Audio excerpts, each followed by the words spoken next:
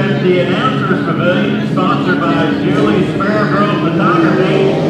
Brand loose here on the pit dock, and our vintages make their way out, sponsored by the Hydroplane and Raceboat Museum. Founded in 1983, the Hydroplane Raceboat Museum is located at 5917 South 196th Street in Kent, Washington. We've combined our vintage here for our second session this afternoon, and Brad, did the Avenger boat make it out to number 30? I honestly don't know. I can tell you that they are not here at the dock, so I don't know if they got out here. I was scrambling down here to find out who was behind the wheel of the Annabelle S and found out it is Kelly Hodgkin. So we're just going to have to watch as they come down here. We got a lot of boats on the water. We're running our vintage Cavaliers and our vintage conventional boats here together. We're talking about the Hydroplane and Raceboat Museum. That is the nation's only public museum dedicated to preserving the history of powerboat racing. We are glad to have them here. And there is the Avenger going through the lower corner down here. They are out of the race course, Jeff here. Here comes Andy Dodge to the corner. That looks like Annabelle S 74 just off the his left. Let's see our vintage boats out here on Lake Spanaway. And Brad, I have your friend up here with us in the warm-up period of the water scan team, Jerry Kramer. Jerry, Steve, I'm sorry, my apologies to you. Steve, we love the restoration on that water scamp, and what happened here why you can't make the second run today? Well, we were coming down the backside about lap 2, and looked down the temp gauge, it was getting pretty hot, so I just had to shut it off. Coast on, and towed in. Water conditions here today, Lake Spanaway, this is just ideal, perfect for vintage and also inboard racing. It's awesome. It's one of the best spots on the whole circuit. Just, sad we can't be out there, but we're working on motor. Hopefully we're ready to go tomorrow. This is my first Region 10 race in the APBA inboard category, and I love what you all do out here with the 1 to the 5 and the 5-minute period, just a simulated race, but the lanes are assigned. When we're going to switch that to 5-4? That'll never happen. We got two guys that really never race, but it's a lot of fun. It gives us a challenge. And I think that keeps the light also being on the road. I mean, it makes it fun at the clock. That's what it's all about. How's that with fun? Jim Olson, the APBA Vintage Region 10 rep. He's over here saying, yes, Daddy, boy, you've opened up a can of worms now, Ayler. But man, it's really neat to see the boats from the past out here in the current racing with the inboard. Well, we were just over football and running with the unlimited vintage. And Roger Rodemacher, who built our boat after 58, he saw it for the first time since 1963. So his daughter's here today, and so it's unfortunate, but it looks like we'll have a good heat with these guys all combined in. Hope everybody does their job right and put on a good show. Stick right here with us, Mr. Kramer and Brad. We didn't see him out here earlier, but me and you both love that number 30 Avenger. It has a striking resemblance of that hand-packed cab over back in the late 60s with those twin Chryslers. And I just love that design and paint job. Avenger, excellent job on the restoration. These boats are a labor of love.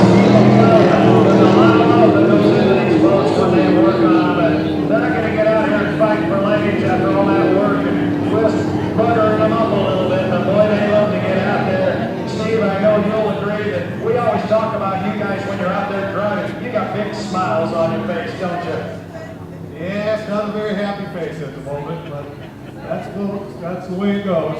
So hopefully we'll get out tomorrow. Steve, unfortunately, we had one here pulled back in. Who is this here below us? Had some problems. Well, that's Fort Kiwi, just first time out this year, brand new motor, trying everything new. So that's the thing, it takes a while to get them all back, get them out there and run right. Brad, we're 19 seconds away. It's the Hydroplane and Raceboat Museum Vintage Class. Bring them to the line. It's the blast from the past. With vintage Cavaliers and vintage conventionals, this is the way it used to look. You've basically got an explanation here of the evolution of the hydroplane design from the conventional hydro up to the picklefort hydro through the Cavalier hydro. Look at this sight, Jeff Ayler, as they hammer down here, always on the outside and inside.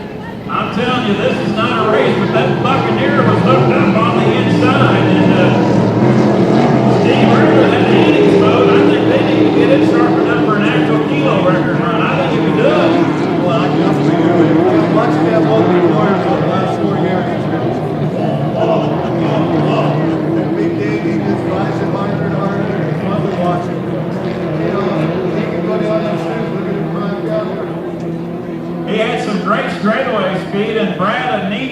up in turn number 2, the Wind Song Charters, turn number 2, and you love that Buccaneer boat and its racing days on the inside with that pirate on the tail feathers.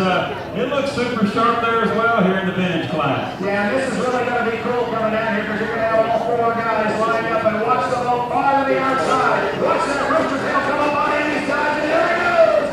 Look at him winding that thing up. It is just gorgeous as he comes down here. He wrestles it through the corner, Jeff, but he'll get down there first each time. Love that big number 25 on the sponsons. And Steve, who do we have there in lane number 2? That's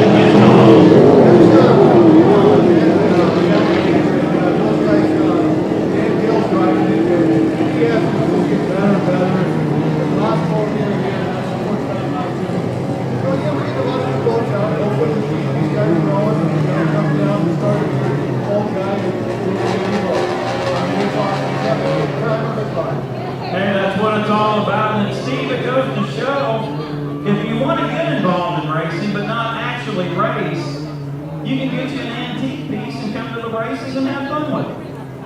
Yep, that's what it's all about. The hardest thing is finding it. We learned them years ago. Once you do whatever time you see these nowadays. So, we're getting some replicas out, and we're finding them that are such bad shape. But Don Kelson did a fantastic job bringing a lot of them back. So, hopefully next winter we'll get some more. I know my friend back in Hanover, Indiana is listening via the World Wide Web on Video One's coverage of Joe Johnson. And I tell you what, a lot of those from the East Coast came out and they found one just across the river in Madison and Trimble County, Kentucky, and Billy Cousins River Rat. I mean, it was just sitting there ready to go. Picture perfect. Billy kept it up over the years, but a lot of these do have to go through the restoration though. Unfortunately, we got the Pacific Northwest way. They got left outside a lot of them, you know what happens there.